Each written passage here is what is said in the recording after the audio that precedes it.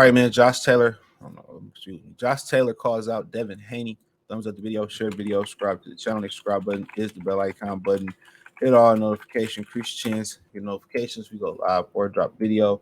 Now, apparently, Josh Taylor did pick Devin Haney to defeat Regis Prograis. All right, he fought Regis Prograis. Him and Devin Haney used to share a trainer, Ben Davison. Now, Devin Haney, I don't know who trains Josh Taylor. I think Ben Davison might still train Josh Taylor. I definitely could be wrong in that, for sure. But I'm not sure who trains Josh Taylor at this minute. I can't remember. But they both used to use Ben Davison, and Devin Haney just spoke on Ben Davison. He just spoke on, that Ben Davison still can't come up to the United States, and that, he basically helps them virtually from afar. He's still training with them. It's another guy in the UK that helps them with film work and in the system as well too. So, yeah. So he got some UK, assistants up under, that's helping him and Bill out. But he says Josh Taylor calls out Devin Haney. I'll give you the fight of your life. All right. So you really got to understand, what value do Josh Taylor bring at this point? That's the $1 million question.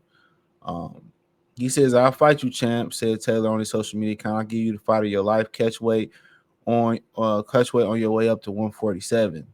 All right. So at the end of the day, I mean, this fight would just be about if it could be a money grab in the UK, or is it just about one-upping Teofimo Lopez, and seeing if you can stop him or do a better performance against Teofimo Lopez.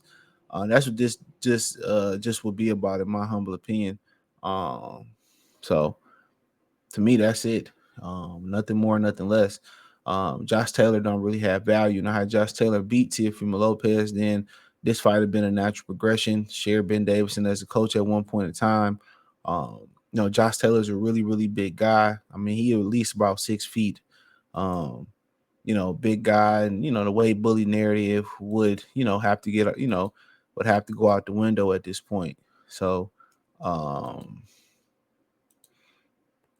it had to go out the window at that point. So, but we had to wait and see. But at this point, Taylor looked really, really bad at 100. His last fight at 140.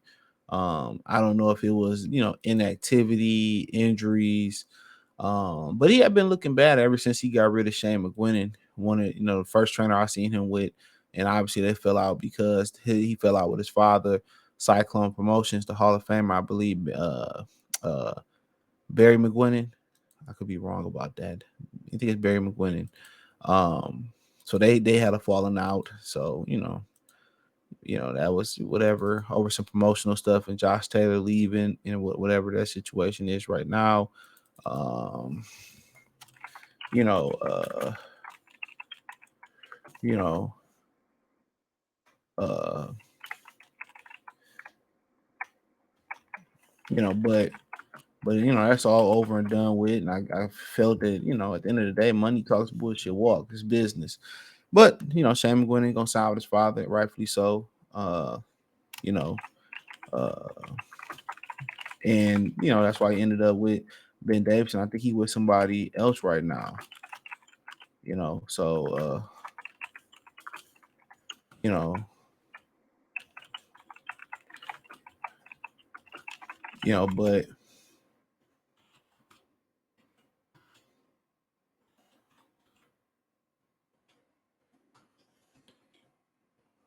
but but nonetheless, I just think at this point, what do Devin Haney get out of it unless it's a big money fight in the UK? I think Josh Taylor got to get back on. I think he got to get back on the winning track, and I think you start by doing that with Jack Catterall. That's my opinion. I think he started by doing that, by fighting Jack Catterall, getting that get back versus Jack. But he might be done, bro. He might have sucked down and weighed too much. To be honest, I think the success got to his head. He got, I think he got married or something like that, and I think it might be over with for him. I think it might be over with. So I definitely could be wrong in that scenario. Um, but I don't think he can recapture that magic unless it's a weight thing. I don't think he got the same focus, and I just think leaving Shane McGuinness, he just wasn't the same fighter. You know, whatever magic they had or rapport they had, in my humble opinion, I don't think it could be duplicated. I think it was the perfect storm, for him. I think Shane McGuinness is the best trainer in the UK that I've seen in quite some time. He had Josh defense on point. He had everything rolling. He had absolutely everything rolling for him. So, uh, so, but for Devin Haney, I mean, unless it's in the UK and it bring big money, um, what does it do for you? That's what you got to ask yourself. What does this do for you in the long haul?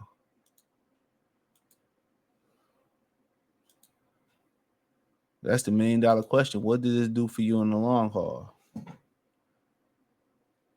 Come on, ask yourself that. What do Devin Haney get from this fight?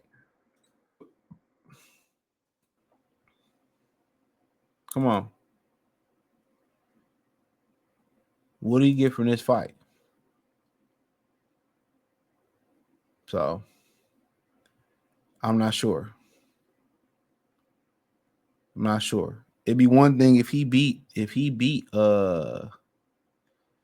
one thing if Josh Taylor did end up beating if he did end up beating Teofimo Lopez, then that'd be a natural progression. That'd be a real natural progression. But that wasn't the case. That wasn't the case. So the money got to make sense, and then I think Josh would top rank, and I think top rank could sweeten the pot. Can offer him Josh Taylor some good money, and then offer him a Teofimo Lopez fight or another fight that he will want. So I think that may be a really really good progression. A really good progression. I think that might be the move. You know, in my opinion. So if they wanted to come correct, then it lead up to a TL fight. Then there you go. But Josh Taylor had all types of injuries. Josh Taylor then reached the top success. Um, he didn't reach top of the top success and all that type stuff. You know, you know, could he recapture that fire that he once had? You know, so and then it kind of seemed like him and Regis kind of been hesitant to go up to 100 and seemed like him and Regis been hesitant to go up to 100 and 47 pounds. Now he's saying, oh, what about a catch weight? This, that, and the third. Man, I think you need to go up there and take that fight.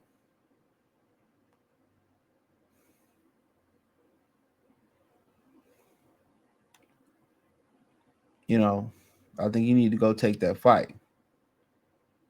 So, I mean, but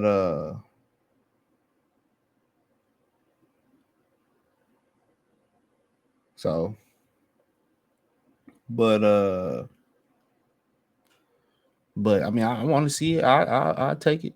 It's a lot worse fights out there, but is it better than the mandatory fight against Sandor Martin? I think for somebody, I think for somebody that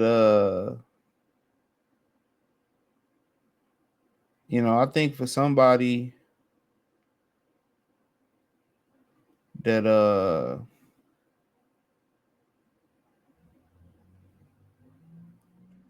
I think for somebody who, for Devin Haney, I think for somebody who, my man Sandor Martin, who can't really punch, I think I ain't really seen, too many bad fights from him.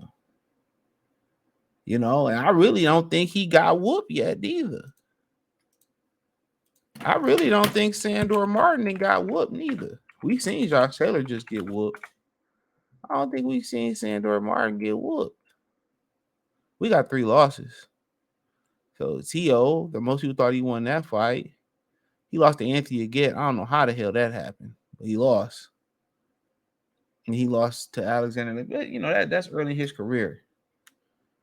But, it's still a good fight. But Taylor is a name, and people love big fights. So let me know what you girls and guys think, man. But Sandor Martin is the mandatory. Thumbs up the video, share the video, subscribe to the channel.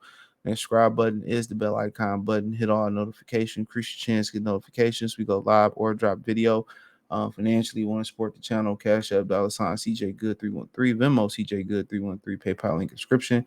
Hit the link tree. Find me on Twitter, Instagram, Spotify, Anchor, Cash App, Venmo, PayPal, Apple Podcasts, Google Podcasts, the whole 9.